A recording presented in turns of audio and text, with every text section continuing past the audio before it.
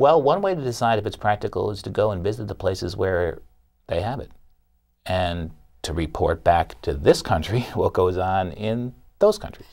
And it's a perfectly reasonable way of proceeding, but it is expensive, and it might be expensive to certain political illusions here as well.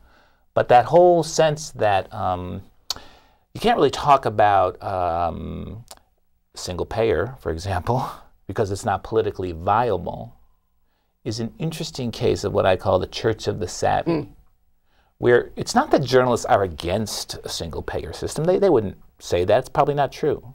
They just think it's not going to happen, so why should we talk about it? Whereas if they talked about it more, that would widen the space in which it can happen. But it might limit their context, and that's the other thing. Your context, you're in Washington, your access. If you start criticizing the people that are your sources, how are you going to keep your job? That's what we hear from a lot of people in mainstream media. Well, I don't think that's actually it. It's not so much that if you suddenly started talking about single payer, you would lose all your sources. It's subtler than that.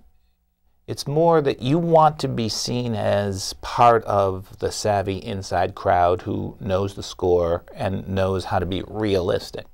And it really has more to do with membership in a class than it does with actual sources.